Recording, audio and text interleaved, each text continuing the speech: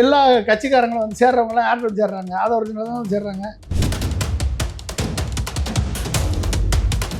உங்களால் பேச முடியல, உங்களுக்கு தரக்கு இல்லை, உங்கள்கிட்ட ஒன்றுமே இல்லை, நீங்கள் வந்து ஒரு பொம்மை முதலமைச்சராக ஆக்டிங் சீஃப் மினிஸ்டராக நீங்கள் இருக்கலாம். விஜயனுடைய செயல்பாடுகள் ஒரு தலைவருக்கான பண்புநலன் கூட இல்லை. விஜயனுடைய செயல்பாடுகளால் இந்த இளைய சமுதாயம் கெட்டு அவர் தெரிஞ்ச வேலையை பார்க்க விடுங்க. அவர்கிட்ட போய் நீங்கள் வாயை திறக்க சிஎம்னா எப்படி திறப்பார்? ஏன் சட்டியில் இருந்தால் தானே அகப்பையில் வரும், எப்படி திறப்பார்? கரண்ட் வரலையா? ஒவ்வொரு வீட்லேயும் ஒரு விஜய் இருக்கார், அவங்கள்ட்ட கேட்டால் கரண்ட் கொடுத்துருவாங்க. மக்களுக்கு வைப் மட்டும் போதும், வைப் மட்டும் போதும், டான்ஸ் போதும், பாட்டு போதும், இது போதும்.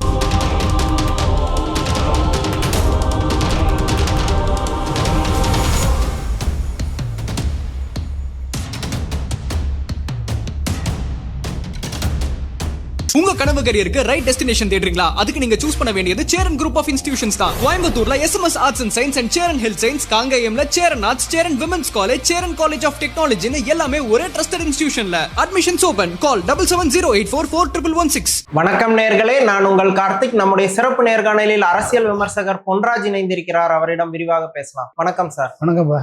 அதெல்லாம் ஒன்றும் உணரலாம் மாட்டாங்க. அதெல்லாம் நீ 4 மடங்கு என்ன, இன்னும் அடுத்து ஒரு 5 மடங்கு கூட இபிபியில் உயர்த்துங்க.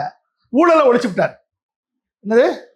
பத்திரப்பதிவுத்துறையில் ஊழலை ஒழிச்சிட்டாரு, சிஎம்டிஏல ஊழலை ஒழிச்சிட்டாரு, பள்ளிக்கூடத்தில் ஊழலை ஒழிச்சிட்டாரு, பிடபிள்யூடி துறையில் ஊழலை ஒழிச்சிட்டாரு, எல்லாத்தையும் ஒழிச்சிட்டாரு. அதனால் மோடிகிட்ட வந்து ஒரு ரிக்வஸ்ட் வைக்கலான் இருக்கேன். மோடி அவர்களே, 12 ஆண்டு காலம் ஆட்சி நடத்தி உங்களால் ஊழல் ஒழிக்க முடியல. உங்கள் முதலமைச்சர்களையும் நீங்களும் வந்து ஊழலை எப்படி ஒழித்தார் திரு விஜய் என்ற தாரக மந்திரத்தை, இந்த சூத்திரத்தை விஜய்கிட்ட வந்து ட்ரைனிங் எடுத்துட்டு போங்க அப்படின்னு சொல்லலாம் சார். ஆனால் இப்போ இந்த தனியார் பள்ளி முதலாளிகள்லாம் வந்து இது வரைக்கும் நாங்கள் வந்து 5 லட்சம் 50 லட்சம் வரைக்கும் லஞ்சம் கொடுக்க வேண்டி இருந்துச்சு, இப்போ 1 ரூபா லஞ்சம் இல்லாமல் எங்களுக்கு அனுமதி கிடைச்சிடுச்சு அப்படின்ட்டு நேரடியாக சொல்றாங்க. அப்போ ஒரு நிறைய லாபிஸை வந்து கண்ட்ரோல் பண்ணியிருக்காங்க. தனியார் பள்ளின்னா யாரு சொல்லுங்க? சிபிஎஸ்சி பள்ளி. அப்போ தமிழ்நாட்டில் அதிகமான சிபிஎஸ்சி பள்ளி நுழைஞ்சு ஓப்பன் பண்ண என்ன அர்த்தம்? நீட்டு வந்து நிலைத்து நிற்கும். நீட்டு கொண்டு வருவதற்கு மத்திய அரசு முயற்சிப்பதற்கு விஜய் அரசு துணை போகிறது. 1. 2வது, தனியார் பள்ளி அதிகமாக வர என்ன, இந்த பள்ளிகளுடைய ஃபீஸ் வந்து ஸ்ட்ரக்சர் வந்து நம்ம கண்ட்ரோலில் கிடையாது. புரிஞ்சுக்கிட்டீங்களா? நீங்கள் வந்து தனியார் பள்ளியை வந்து நாங்கள் வந்து ஓப்பன் பண்ணி விட்டுட்டோம், நாங்கள் வந்து ஃப்ரீயாக கொடுத்துட்டோம் அப்படின்னா எல்லா மெட்ரிகுலேஷன் பள்ளியும் சிபிஎஸ்சி பள்ளியாக மாறிடும். அப்போ ஒட்டுமொத்த தமிழ்நாடும் மும்மொழி கொள்கையை ஃபாலோ பண்ண வேண்டிய சூழ்நிலை ஏற்படும். இன்றைக்கு சிபிஎஸ்சி பள்ளி அனைத்து பள்ளிகளிலும் மும்மொழி கொள்கை இருக்குது. ஆளுநர்கள் என்ன சொல்லியிருக்கீங்க? மும்மொழி கொள்கையை எதிர்ப்போம்னு சொல்லியிருக்கீங்க. இந்த பக்கம் என்ன பண்ணுறீங்க? உங்கள் ராஜ்மோகன்கிட்ட சொல்லி அண்டர் கிரவுண்ட் டீலிங்கில் சிபிஎஸ்சி பள்ளியை ஓப்பன் பண்ணி விட்டு ஃப்ரீயாக ஆக்கி விட்டு மொத்தமாக ஓப்பன் பண்ணி விட்றீங்க. அப்போ இன்னும் 1 வருஷத்துக்குள்ள எல்லா மெட்ரிகுலேஷன் பள்ளிகளும் சிபிஎஸ்சி பள்ளியாக மாறும். தமிழ்நாட்டில் மும்மொழி கொள்கை திட்டம் திணிக்கப்படும். ஓகே, அரசு பள்ளியை தவிர மற்ற எல்லா பள்ளிகளையும் வசதி படைத்த பிள்ளைங்க அத்தனை பேரும் மும்மொழி கொள்கையில படிப்பாங்க. ஆனா இந்த விஷயங்கள் எல்லாமே முந்தின டிஎம்கேவோ ஏடிஎம்கே கவர்மெண்ட்ல இருந்தே இருக்கிற விஷயம் தானே. இவங்க மேல மட்டும் நம்ம பிளேம் பண்ணிட முடியும் இல்லையா? அந்த ஏடிஎம்கே கவர்மெண்ட் தானே அதிகமான காசு கேட்டு அவங்கள வந்து கண்ட்ரோல் பண்ணி வச்சிருந்தாங்க. சிபிஎஸ்சி பள்ளிகள் அதிகமா திறக்க விடாம இன்னைக்கு தான் ஓபன் பண்ணி விட்டீங்களா? அந்த கவர்மெண்ட்ஸ்ல நடந்ததோட இப்போ இங்க ரொம்ப அதிகமா ஓபன் ஆகும். ஆமா, அதிகமா ஓபன் ஆகும்ல. எல்லாம் எதுக்கு மெட்ரிகுலேஷன் நடத்தணும்? என்ன அர்த்தம்? மெட்ரிகுலேஷன் நடத்த வேண்டிய தேவை என்ன இருக்கு? சிபிஎஸ்சியை நடத்திட்டா நீட்டுக்கு பணம் வாங்கிடலாம், ஜேஇக்கு பணம் வாங்கிடலாம். நீட் படிக்கிற பிள்ளைங்களுக்கு டைரெக்டாக சிபிஎஸ்சி படிக்கிறதுக்கு பிள்ளைங்களுக்கு. அப்போ நீட்டுக்கு கொள்ளலாம் அடிக்கலாம், ஜேஇக்கு கொள்ளலாம் அடிக்கலாம், இன்டகிரேட்டட் கோர்ஸ்ன்னு சொல்லலாம், எவ்வளோ ஃபீஸ்னாலும் வாங்கலாம். இதெல்லாம் தனியார் பள்ளிகளுக்கு லாபமாக போய் முடியும். அந்த லாபத்தை வந்து இப்போ விஜய் அரசு வந்து ராஜ்மோகன் மூலமாக அதை செய்து முடித்திருக்கிறது. அவ்வளவுதான், வேற என்ன இருக்கு? இப்போ இதனால லஞ்சங்கள்லாம் பெருசா கட்டுப்பாடுக்கு வரல அப்படின்னு. லஞ்சம் கட்டுப்பாடுக்கு நீ லஞ்சம் வாங்கலைன்னு நீ சொல்ற, ஆனா அதனால பயன்படுறது யாரு? இந்த சிபிஎஸ்சி பள்ளிகள். சிபிஎஸ்சி பள்ளிகள் தான் பயன்படுது. சிபிஎஸ்சி பள்ளிகள் கூட கூட கூட மும்மொழி கொள்கை இங்கே திணிக்கப்படும். மும்மொழி கொள்கையை எதிர்த்து ஆளுநர் உரையை சொல்லிட்டு இங்கே சிபிஎஸ்சி பள்ளியில மாத்தினீங்கன்னா எல்லா மெட்ரிகுலேஷனும் சிபிஎஸ்சியா 1 வருஷத்துல மாறிடும். அத்தனை பேரும் அப்ளை பண்றானா இல்லையான்னு போட்டு பாருங்க. ஆனா அந்த அந்த ப்ராசஸ் வந்து ஏற்கனவே தொடர்ச்சியா இருந்த ப்ராசஸ் தானே அது. தொடர்ச்சியாக இருந்த ப்ராசஸ் கண்ட்ரோல் பண்ணி வச்சுருந்தாங்க. ஓகே அதிகமான நீ காசு கொடுக்கணும், ஈஸியாக உனக்கு என்ஓசி கிடைக்காது, ஓகே. நாங்கள் அதிகமாக பண்ண விட நிறைய மாட்டோம். ரெஸ்ட்ரிக்ஷன் இருந்துச்சு, இப்ப எல்லா இப்போ தான் ஓப்பன் பண்ணிவிட்டாங்க. ஊழலை ஒழிக்கிறேன்னு சொல்கிற பார்வையில் இது அண்டர் கிரவுண்ட் டீலிங்கில் நீ எவ்வளோ நாள் சார்ஜ் பண்ணிக்கோ, உங்ககிட்ட டைரெக்டாக நாங்கள் வாங்க மாட்டோம். நீ சார்ஜ் பண்ணுறதுல எனக்கு தனியாக கொடுத்துரு கமிஷன், முடிஞ்சு போச்சா? ஊழல் எப்படி வருதுன்னு பாருங்க. இதுவும் வேற வழியில ஊழலா தான் வேற வழியில ஊழலை தான் வந்து நிற்கும். சார் இப்போ ஒரு எல்லாருக்கும் இந்த குற்றச்சாட்டு தொடர்ந்து இருக்கு. இப்போ விஜய் வந்து சிஎம்மா இல்ல, அவர் டம்மியா தான் இருக்காரு, ஆதவ் தான் சூப்பர் சிஎம்மா இருக்கிறாருன்ற ஒரு விமர்சனம் இருக்கு. நீங்க அதை எப்படி அது உண்மைதாங்க. என்ன விமர்சனம்? ஆதவுக்கு திறமை இருக்குங்க. ஆதவுக்கு வந்து பேச்சு திறமை இருக்கு, ஆதவுக்கு வந்து செயல்பாட்டு திறமை இருக்கு. ஆதவை வந்து நீங்க வந்து ஆக்டிங் சீஃப் மினிஸ்டராவோ இல்ல வந்து டெப்டி சீஃப் மினிஸ்டராவோ ஆக்கலாம். அந்த திறமை இருக்கு. உங்களால பேச முடியல, உங்களுக்கு தரக்கு இல்லை, உங்கள்கிட்ட ஒண்ணுமே இல்லை, நீங்க வந்து ஒரு பொம்மை முதலமைச்சரா ஆக்டிங் சீஃப் மினிஸ்டரா நீங்க இருக்கலாம். ஆனா எக்ஸிக்யூட்டிவ் சீஃப் மினிஸ்டர் யார் இருக்கலாம்? இப்போதைக்கு இருக்குது யாரு? ஆதவ ஒரிஜினா தான் இருக்காரு. எல்லா கட்சிக்காரங்களும் வந்து சேர்றவங்களாம் யார்கிட்ட வந்து சேர்றாங்க? ஆதவ ஒரிஜினா தான் சேர்றாங்க. ஆதவ ஒரிஜினா தான் சேர்றாங்க. கட்சிக்காரங்க சேர்றவங்க ஆதவ ஒரிஜினா. யாரெல்லாம் வந்து பாக்குறவங்களாம் யாரை பாக்குறாங்க? அரசியல் சம்பந்தப்பட்ட அத்தனை பேரும் யாரை பாக்குறாங்க? ஆதவ ஒரிஜினா. சினிமா சம்பந்தப்பட்ட யாரை பாக்குறாங்க? விஜய் பாக்குறாங்க. இப்ப இதுல இருந்து என்ன தெரியுது உங்களுக்கு? ஆட்சி நடத்துறது யாரு? யாருங்க? ஆதவ ஒரிஜினா. அப்ப ஆதவ ஒரிஜினா சீஃப் மினிஸ்டர் ஆகிட்டு போயிட வேண்டியதுன்னா, இல்ல அட்லீஸ்ட் டெப்டி சீஃப் மினிஸ்டர் ஆக்குங்க. உங்களோட சேர்ந்து உட்கார்ந்து எல்லா துறைகளையும் அவர் பார்ப்பார்ல. அட்லீஸ்ட் ஒரு திறமையான மினிஸ்டராவது வந்து அதை செய்யலாம்ல, தவறு இல்லைல்ல. திறமை எங்க இருக்கோ அங்க ஊக்குவிக்கலாம்ல. ஆதவால பேச முடியும், பொய்ய சொல்ல முடியும். ஒரு செஸ் போர்டை எடுத்து வர சொல்லிட்டு பிரக்யானந்தாவ மேடையில வந்து எங்க சீஃப் மினிஸ்டர் செஸ் போர்டையே கையில கொண்டாந்தாரு அப்படின்ற பொய்யெல்லாம் சொல்ல முடியும். ஒரு சின்ன விஷயத்துக்கே பொய் சொல்லக்கூடிய ஆதவு, நீங்க எத்தாம் பெரிய கொள்ளையடிச்சாலும் சரி, ஊழல் பண்ணாலும் சரி, அதை எல்லாத்தையும் மறைச்சு உங்க அரசை காப்பாத்துறதுக்கு அருமையான பொய் சொல்லக்கூடிய வல்லமை பெற்றவர் ஆதவ். அப்ப அவர் தானே நீங்க டெப்டி சீஃப் மினிஸ்டர் ஆக்கணும், அவர் தானே ஆகணும். இன்னைக்கு எல்லாத்துக்கும் கமாண்ட் கொடுக்குறவர் யாருங்க? யாரு? ஆனா விஜய் சிஎம்மா பதவியா இருக்கும்போது ஒரு விஷயம் சொன்னாரு, என் ஆட்சியில பவர் சென்டருங்கிறதே இருக்காது, one and only power centre நான் மட்டும்தான் அப்படின்ட்டு ரொம்ப கான்பிடண்டா உறுதியா சொன்னாரு. அது ஆனா செயல்பாட்டுல அப்படி இல்லைன்னு. நீங்க மோடி சொல்றதெல்லாம் கேட்டிருக்கீங்களா? நீங்க மோடி என்ன சொன்னாரோ, என்ன வாயில சொல்றாரோ அதுக்கு ஆப்போசிட்டா தான் நடக்கும். என்ன நடக்கும்? ஆப்போசிட்டா தான் நடக்கும். அதே மாதிரிதான் இவர் மோடியுடைய பிம்பம். அவர் ஒரு பவர் சென்டர் இருக்குன்னு அப்படின்னு சொன்னார்னா 10 பவர் சென்டர் இருக்குன்னு அர்த்தம். ஜானாரகேசன் என்ன பவர் சென்டர்? விஷ்ணு ரெட்டி என்ன பவர் சென்டர்? ஆதவ ஒரிஜினா என்ன பவர் சென்டர்? புஷி ஆனந்த் என்ன பவர் சென்டர்? சொல்லுங்க. எல்லாருமே அப்ப பவர் சென்டரா? ஆமா, எல்லாருமே பவர் சென்டர் தாங்க. விஜய் சீஃப் மினிஸ்டரை போய் நீங்க யாராவது போய் அரசியல் ரீதியா பார்த்து பேசியிருக்கதா? அதாவது போட்டோ வந்திருக்கா? இல்ல, பெரிய அளவுல இல்ல. இல்ல. விஜய் பார்த்ததெல்லாம் யாரு போட்டோ வந்திருக்குது? எல்லாம் யாரு? சினிமாக்காரங்க. எல்லாம் சினிமாக்காரங்க தான் போட்டோ வந்திருக்கு. அப்ப அவர் வேலையை அவர் பார்த்துட்டு இருக்கு. அவர் தெரிஞ்ச வேலையை அவர் பாக்குறாரு. அவர் தெரிஞ்ச வேலையை பார்க்க விடுங்க. அவர்கிட்ட போய் நீங்க வாயை திறக்க சிஎம்னா எப்படி திறப்பாரு? ஏன் சட்டியில இருந்தா அகப்பையில் வரும், எப்படி திறப்பாரு சொல்லுங்க? அவர் இன்னுமே அப்ப ஒரு சினிமாக்காரனாவே தான் இருக்கிறாரு. அரசியல்வாதி சிஎம்மா இல்லைங்க. அவருக்கு திடீர்னு கூட்டு போய் சிஎம் என்ன அர்த்தம்? சட்டசபையில பேச சொல்லுங்க, சட்டசபையில எந்திரிச்சு பேச சொல்லுங்க. பேப்பர் இல்லாம ஜெயலலிதா பேசுவாங்கல்ல, ஸ்டாலின் பேசினார்ல, எடப்பாடி பேசினார்ல, பேச முடியுமா உங்களால? காமிங்க, அந்த சட்டசபை நடக்க போதில்ல, பேச சொல்லுங்க. உங்க நிதியமைச்சரை ஒழுங்கா தமிழை ஒழுங்கா படிச்சு நீதி பற்றாக்குறைன்னு படிக்கிறாரு. அவர் இன்னும் பட்ஜெட் தாக்கல் பண்ண வேண்டியது இருக்கு. அதுல 1 மணி நேரத்துக்கு மேல எப்படியும் பட்ஜெட்டை வாசிக்கணும். எப்படி இருக்கும்னு நினைக்கிறீங்க? ஏகப்பட்ட பற்றாக்குறை இருக்கு அதுல. என்னது ஏற்கனவே வெள்ளை அறிக்கையெல்லாம் சொல்லியாச்சு. ஏற்கனவே வெள்ளை அறிக்கை. இப்பதான் அவங்களுக்கு வெள்ளை அறிக்கைனால என்னன்னு தெரியுது. இப்பதான் அவங்களுக்கு பட்ஜெட்னா என்னன்னு தெரியுது. இன்னும் அவங்க கத்துக்கிட்டு இனி அதை அதுக்கப்புறம் செயல்படுத்துறதுக்கு வரும்போதும் மக்கள் எப்படியோங்க வழிதாங்க மன்னன். மக்கள் வந்து இப்படி ஓட்டு போட்டிருக்காங்க. மக்கள் ஓட்டு போட்டது மாதிரி அதுக்குரிய மன்னன் கிடைச்சிருக்காரு. என்ஜாய் பண்ணட்டும், நல்லா என்ஜாய் பண்ணட்டும். மக்கள் நல்லா என்ஜாய் பண்ணட்டும். மக்களுக்கு இப்போ விஜய் அரசால நடக்கக்கூடிய பாதிப்புகள் அவங்க இன்னும் பெருசா உணராம விஜயை ரசிக்கிறதுலே தான் இன்னுமே இருக்கிறாங்க. ரசிக்கணும். இப்போ என்ன இருக்கு? என்ன ரசிச்சாலே போதும்ல. அவங்களுக்கு என்ன, எல்லாருமே செல்ஃப் கண்டென்டா இருக்காங்க. எல்லாருக்கும் எதுவும் பிரச்சனையா? எல்லாருக்கும் எதுவும் பிரச்சனை இருக்கா? டைடல் பார்க் கொண்டாந்தது கருணாநிதி, என்ஜினியரிங் காலேஜ் கட்டினது எம்ஜிஆர், ஐடி பாலிசி கொண்டாந்தது கலைஞர். அதனால நீ என்டர்டெயின்மெண்ட் பண்ணிட்டு இருந்தாலும் போதும் மக்களுக்கு. மக்களுக்கு தேவை என்னது? 20 செகண்ட் வீடியோ பார்க்கணும். டெய்லி வந்து காலையில் ஒரு 20 செகண்ட் வீடியோ ஒரு அரை மணி நேரம் பார்க்கணும். நைட்டு வந்து ஒரு 20 செகண்ட் வீடியோவை ஒரு மணி நேரம் பார்க்கணும். அது போதும், அவங்களுக்கு திருப்தி ஆயிடுவாங்க. கரண்ட் வரலையா, ஒவ்வொரு வீட்லேயும் ஒரு விஜய் இருக்காரு, அவங்ககிட்ட கேட்டால் கரண்ட் கொடுத்துருவாங்க. வேற எதுவும் வரலையா, 2500 வரலையா, ஒவ்வொரு வீட்லேயும் ஒரு விஜய் இருக்காரு, அவர்கிட்ட கேட்டால் அந்த 2500 கொடுத்துருவாரு. சிலிண்டர் வரலையா, ஒவ்வொரு வீட்லேயும் ஒரு விஜய் இருக்காங்க, கொடுத்துருவாரு. தாய்மாமன் சீர் வரலையா, ஒவ்வொரு வீட்லேயும் ஒரு விஜய் இருக்காரு, அவர் கொடுப்பாரு. அப்புறம் என்னங்க கவலை மக்களுக்கு? ஒன்றும் பிரச்சனையே கிடையாது. ஓகே, அதனால வந்து எந்த பிரச்சனையும் கிடையாது. அவர் கொடுத்தாலும் சரி, கொடுக்கலனாலும் சரி, நிம்மதியாக அவர் வந்து ஆட்சி நடத்தினா போதும். சினிமாக்காரங்களை பார்த்துக்கிட்டு இருந்தா போதும். அதான் இப்போ ஸ்டாலின் வந்து இப்போ கல்யாண வீட்டுல பேசும்போது என்ன சொல்றாருன்னா, விஜய் வந்து வர்றதும் கோட் ஷூட் போடுறதும் சாப்பிட்றதும் இதுதான் செய்திகள் ஆயிட்டு இருக்கு, அரசுல என்ன நடக்குங்கிறதுலாம் செய்திகளாகல, இதை தான் ஹைலைட் பண்ணிட்டு இருக்கிறாங்கன்னு ஒரு விமர்சனம் வைக்கிறாரு. அது உண்மைதானா? உண்மையிலே சும்மா விஜயை ரசிக்கிறதாகவே செய்திகள் முழுசா ஆக்குப்பை பண்ணிட்டு இருக்கு. ஆமாங்க, நீங்க எப்படிங்க ரசிச்சு தானங்க ஓட்டு போட்டிருக்காங்க மக்கள். விஜய் நல்லா முடி வச்சிருக்காரு, விஜய் நல்லா பாட்டு பாடுறாரு, விஜய்க்கு போட்ட பாட்டெல்லாம் சூப்பராக இருக்கு, விஜய் நல்லா டான்ஸ் ஆடுவார், விஜய் நல்லா குழந்தைங்கிட்ட பேசுவார், இது நல்லா பாட்டு பாடுவார், இதை வச்சு தானே ஓட்டு போட்டிருக்காங்க. அவர் என்ன வந்து உங்களுக்கு செய்கிறேன்னு சொன்னதுனால ஓட்டு போட்டாங்களா?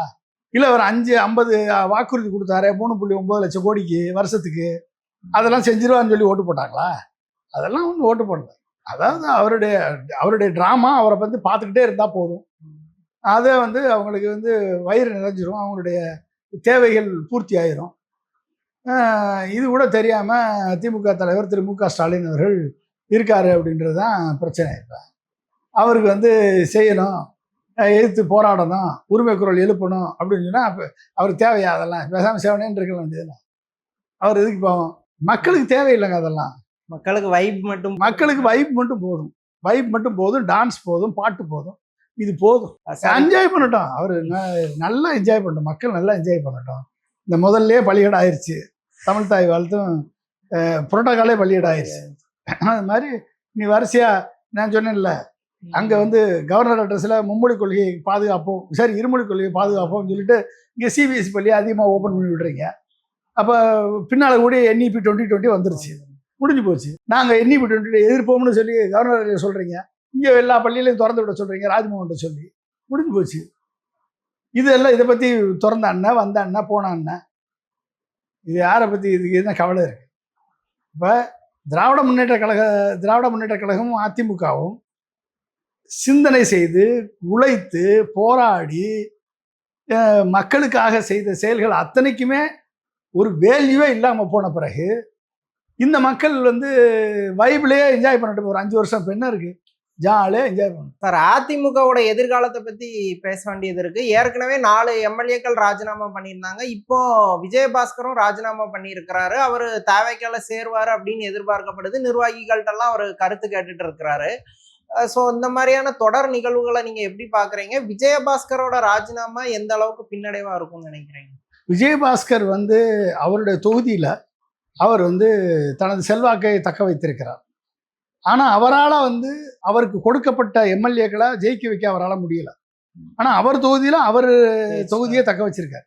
அதே மாதிரி தான் வேலுமணிக்கு கொடுத்த தொகுதியில் யாரையுமே ஜெயிக்க வைக்க முடியல. ஆனால் அவர் தொகுதியில் அவர் ஜெயிச்சிருக்கார், கஷ்டப்பட்டு ஜெயிச்சிருக்கார். அப்போ இவர்கள் எல்லாரும் வந்து என்னன்னா, இந்த இன்றைக்கு எழுப்பக்கூடிய போர்க்குரலை செங்கோட்டையனோட ஒரு 6 அமைச்சர்கள் சந்திக்கும் பொழுது அதே போர்க்குரலை எழுப்பி போராடி இருந்தாங்கன்னா இன்னைக்கு அதிமுக வெற்றி கூட பெற்றிருக்கலாம். இந்த இந்த இந்த போராட்டத்தில் கொஞ்சம் பிடிவாதமாக எடப்பாடி பழனிசாமி இருந்ததின் காரணமாக இன்னைக்கு பாதி எக்ஸோடஸ் வெளியே நடக்குது. அப்போ அதனுடைய காரணம் என்ன என்பதை அறிந்து இதை வந்து சரி பண்ண வேண்டிய பொறுப்பும் கடமையும் எடப்பாடி பழனிசாமிக்கு இருக்கு. எடப்பாடி ஆனா அந்த கேபபிளா இருக்கிறாரா? அவரால் இப்போ வெளியே போறதை கண்ட்ரோல் பண்ண முடியுமா? மறுபடி கட்சியை கொஞ்சம் ரீவம் பண்ண முடியுமா? அவருக்கு அந்த கெப்பாசிட்டி? அவர் அவருடைய குணத்தை மாத்திக்கிட்டா, அவர் அவருடைய கேரக்டரை மாத்திக்கிட்டா, அவர் அவருடைய தலைமை பண்புல அந்த பிடிவாத குணத்திலிருந்து கொஞ்சம் இறங்கி வந்தா இது பாசிபிள். அந்த பிடிவாத குணத்திலே இருந்தா, இப்ப நீங்க வந்து 25 பேர் போனதுல 21 பேர் திரும்பி வந்தாங்க. திரும்பி வந்தவங்களுக்கு நான் பதவியே தரமாட்டேன்னு சொல்லி பிடிவாதமா இருக்காரு.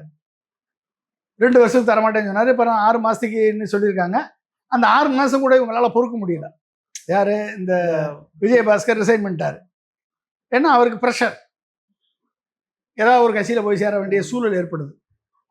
வைகோவே போகும்போதும் அப்புறம் இவங்கெல்லாம் எப்படி இருப்பாங்க, சரிங்களா? அப்போ வந்து என்ன ஆகுது அப்படின்னா, அவர்களால் வந்து இந்த அந்த டயலாக், அதாவது எடப்பாடி பழனிசாமி அவர்கள் எம்ஜிஆரை மாதிரி ஜெயலலிதா மாதிரி கொஞ்சம் விட்டு கொடுத்து இறங்கி கொடுத்து மற்றவர்களை அரவணைத்து செல்லக்கூடிய ஒரு பக்குவத்தை பெற வேண்டும். எம்ஜிஆர் என்ன பைலா கொடுத்தாரோ அந்த பைலா படி பொதுச்செயலாளர் தேர்ந்தெடுக்கப்பட வேண்டும். எம்ஜிஆர் மன்றங்கள் உயிர்ப்பிக்கப்பட வேண்டும். அம்மா பாசறை, அம்மா இளம்பெண்கள் பாசறை உயிர்ப்பிக்கப்பட வேண்டும். மீண்டும் ஒரு புது ரத்தங்கள் பாய்ச்சப்பட வேண்டும்.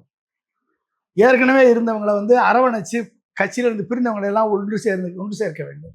இதெல்லாம் பண்ணினால் கண்டிப்பாக அதிமுக மீண்டும் வாழ்வு பெறும். இதை பண்ணலைன்னா என்ன பண்ணும்? ஓரளவு அதிமுகவோட கட்டமைப்புகள் இன்னும் ஸ்ட்ராங்கா தான் இருக்குங்கிறத. ஆமா, அதனால தானே 1,34,00,000 ஓட்டு கிடைச்சிருக்கு. அதிமுகவுடைய தொண்டர்கள் மாறல, ரெட்டலைக்கு ஓட்டு போட்ட தொண்டர்கள் மாறல, எம்ஜிஆர் தொண்டர்கள் மாறல, ஜெயலலிதா அட்ராக்ட் பண்ண முடியாம அது வந்து அதே மாதிரி திமுகவுடைய தொண்டர்கள் மாறல. திமுக ஓட்டு வங்கி அப்படியே இருக்கிறது, அதிமுக ஓட்டு வங்கி அப்படியே இருக்கிறது. இடையில இருக்கக்கூடிய பொதுமக்களும் இளைஞர்களும் தான் மாறி ஓட்டு ஃப்ளோட்டிங் மாறி இருக்க ஒழிய இதை மீட்டெடுக்கக்கூடிய, இந்த அதிமுகவுடைய செல்வாக்கை மீட்டெடுக்கக்கூடிய ஒட்டுமொத்த பொறுப்பும் எடப்பாடிக்கு இருக்கு. அவருக்கு ஒத்துழைக்கக்கூடிய ஒட்டுமொத்த பொறுப்பும் கூட இருக்கக்கூடிய அனைத்து 2ஆம் கட்ட தலைவர்களுக்கும் இருக்கு. எல்லாரும் ஒன்று சேர்ந்து உட்கார்ந்து பேசி ஒரு ஸ்ட்ராட்டஜி ஃபார்ம் பண்ணாங்கன்னா கண்டிப்பா அவர்களுக்கும் வாய்ப்பு கிடைக்கும். அதே மாதிரி திமுக இன்னைக்கு வந்து திமுக தலைவர் வந்து என்ன பிரச்சனைன்றத அனலைஸ் பண்ணிட்டாரு. அதுக்கான நடவடிக்கை அவர் எடுத்துக்கிட்டு இருக்காரு. அந்த நடவடிக்கை கூட அதிமுக இன்னும் தொடங்கப்பட வேண்டும். அதெல்லாம் செய்யணும். செஞ்சு புது ரச்சம் பார்த்த வேணும். ஒரு வாய்ப்புகளை உருவாக்கி கொடுக்கணும். அனைத்து மக்களுக்குமான கட்சி என்ற ஒரு இமேஜை ரீஸ்டோர் பண்ணணும். இதெல்லாம் பண்ணா நடக்கும். Vaiko one of the senior leader. இப்போ லாஸ்ட் ஒரு 10 இயர்ஸா டிஎம்கேவோட அலைன்ஸ்ல இருக்கிறாங்க. இப்போ அவர் வந்து மெல்லமா டிவிகேவை நோக்கி போற மாதிரி தெரியுது. இந்த 30 நாள் ஆட்சி சிறப்பா இருக்குங்கிறாரு. அவரோட புத்தக வெளியீட்டுக்கு விஜயை போய் அழைக்கிறாரு. ஸோ அவங்களும் கட்சி எம்எல்ஏக்கள் ராஜினாமா பண்ணிட்டு அவங்களும் டிவிகேல ஜாயின் பண்றதுக்கான வாய்ப்புகள் இருக்கா? அதை எப்படி பாக்குறீங்க? அவர் பேசாம மதிமுகவை கலைச்சிட்டு திமுகவோட மெர்ஜ் பண்ணிடலாம், அது நல்லது. இவருக்கு எதுக்கு மதிமுகன்ற கட்சி? இவருக்கு எதுக்கு அந்த கட்சி? இவருக்கும் துரை வைகோவுக்கு எதுக்கு கட்சி? பேசாம கலைச்சிட்டு போனா அவைத்தலைவர் போஸ்டாவது விஜய் கொடுப்பாரு, துரை வைகோவுக்கு இளைஞரணி தலைவராவது கொடுப்பாரு. 2 பேரும் கட்சியை கலைச்சிட்டு போய் மதிமுகவை மெர்ஜ் பண்ண சொல்லுங்க டிவிகேல போய். ஏங்க, ஒரு மூத்த தலைவர் பாராளுமன்றத்தில் பேசுறதுக்கு உங்களுக்கு வாய்ப்பு கொடுத்து உங்களை எம்பி ஆக்குனது திமுக, எம்பி ஆக்குனது கலைஞர், எம்பி ஆக்குனது ஸ்டாலின். அவர் போய் எம்பி ஆக்கி நீங்க போய் பாராளுமன்றத்தில் உங்களை பேச வைத்தது திமுக. இன்னைக்கு யாரை போய் கூப்பிடுறீங்க? அந்த திமுக பேசின ஒரே ரிலீஸ் பண்றதுக்கு விஜயை கூப்பிடுறீங்க. விஜய் தான் உங்களுக்கு வந்து பேச வச்சாரா? விஜய் தான் உங்களை எம்பவர் பண்ணாரா? விஜய் தான் எம்பவர் பண்ணாரா? இப்படிப்பட்ட ஒரு மூத்த தலைவர் பதவிக்காக, பணத்திற்காக தன் சுயத்தை விட்டு இப்படிப்பட்ட ஒரு நிலைமைக்கு வைகோ செல்வார் என்று நான் எதிர்பார்க்கவே இல்லை. கட்சியை கலைச்சிருங்க, உங்களுக்கெல்லாம் இது கட்சி. மதிமுகன்ற கட்சியே தேவையில்லை, கலைச்சிட்டு போய் ஜாயின் பண்ணிருங்க மொத்தமா போய். விஜய் வந்து தன்னை அரசியல் அறிவா இதுவரைக்கும் எந்த இடத்துலையும் தன்னை ப்ரூவ் பண்ணவே இல்லை. அவர்கிட்ட போய் இவ்வளவு ஒரு பெரிய ஒரு வரலாற்று தரவுகள் உள்ள ஒரு புக்கை ரிலீஸ் பண்ண சொல்றது எப்படி பாக்குறீங்க? அது பதவி, அதாவது பதவி ஆசையும் பணத்தாசையும் யாரை விட்டது? அதுக்கு வைகோ விதிவிலக்கு இல்லை. அவர் ஒரு சாதாரண மனிதன் தான் அப்படின்றத அவர் ப்ரூவ் பண்ணியிருக்காரு. இவரையெல்லாம் நம்பி இத்தனை பேர் உயிர் தியாகம் பண்ணாம பாருங்க, அவனை சொல்லணும். இவரையெல்லாம் நம்பி இத்தனை பேர் உயிர் தியாகம் பண்ணியிருக்கான் பாருங்க, அவனை சொல்லணும். ஓகே, இப்படிப்பட்ட ஒரு தலைவர் பின்னால போனமேன்னு வெக்கப்படணும். அந்த குடும்பம்லாம் வெக்கப்படணும், வேதனைப்படணும். உங்களுக்கு இது கட்சி. நீட்டு நாசகார திட்டத்தை தடுத்து நிறுத்திட்டாராம், வேலிக்கர் வேலையை தடுத்து நிறுத்திட்டாராம். இதெல்லாம் போய் போராட்டத்தெல்லாம் வந்து 3/4 மணி நேரம் பேசினாராம் அவர் சீஃப் மினிஸ்டர்கிட்ட. 3/4 மணி நேரம் நீங்கள் என்ன பேசியிருக்கீங்க? கட்சியை எப்படி கலைச்சிட்டு வர்றது? நாங்கள் கலைச்சிட்டு வந்தால் பதவி கொடுப்பீங்களா? இல்லை எம்எல்ஏ பதவி, எம்எல்ஏ விட்டுட்டு வந்தோம்னா எங்களுக்கு திரும்பி போட்டி போடுறதுக்கு வாய்ப்பு கொடுப்பீங்களா? இதைத்தான் பேசியிருப்பீங்க. ஒரு அருமையான திட்டம் நீட்டுனோ திட்டம், ஆராய்ச்சிக்கான திட்டம், படித்த இளைஞர்களுக்கும் அவர்களுக்கான ஒரு மேம்பாட்டுக்கான திட்டம். தமிழ்நாட்டுடைய இளைஞர்களுக்கு கிடைத்த அருமையான வாய்ப்பை கெடுத்து குடிச்சதாக்குனது இந்த வைகோ. ஓகே, அவருடைய சாப்டர் அரசியல் வாழ்க்கை இதோட முடிகிறது. அவ்வளவுதான். He lost his credibility. Okay sir, final question, உங்கள் பர்சனல் கொஸ்டின். நீங்கள் தேர்தலுக்கு முன்னாடியும் விஜயை கடுமையை எதிர்த்தீங்க, இப்போ தேர்தலுக்கு அப்புறமும் விஜயை கடுமையை எதிர்க்கிறீங்க. தேர்தலுக்கு முன்னாடி நீங்கள் பேசின ஒரு விஷயத்துக்காக உங்கள் மீது வழக்கு பதியப்பட்டிருக்கு. அதற்கான பின் விளைவுகளை இப்போ எதிர்கொள்கிறீங்க. என்ன மாதிரியான நெருக்கடிகள் உங்களுக்கு இருக்குது, அதை எப்படி சமாளிக்க? எனக்கு அதாவது விஜயை எதிர்க்கணுன்றது என்னுடைய நோக்கம் கிடையாது. ஓகே, விஜயை வரவேற்றவனு நான் தான். விஜயை எதிர்க்கணும், விஜயை எதிர்த்து பேசணும் நோக்கம் கிடையாது. விஜயனுடைய செயல்பாடுகள் முரணாக இருக்கிறது. விஜயனுடைய செயல்பாடுகள் ஒரு தலைவருக்கான பண்புடன் கூட இல்லை.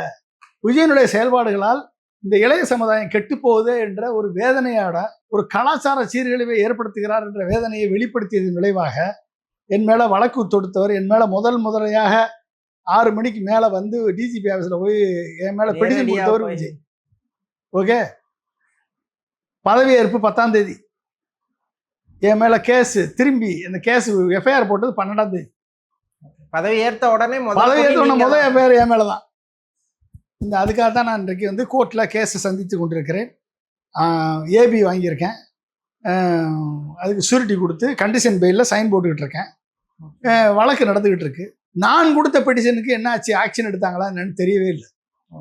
நான் கொடுத்த பெட்டிஷனுக்கு, விஜய் மேலே கொடுத்த பெட்டிஷனுக்கு, என்னை அவதூறாக பேசியவர்களுக்கு அகெயின்ஸ்டாக நான் கொடுத்த பெட்டிஷனுக்கு எந்த ஆக்ஷன் எடுக்காங்கன்னு தெரியல. எனவே வழக்கை சந்திக்கிறத பற்றி நான் சந்திச்சுட்டு தான் இருக்கேன்.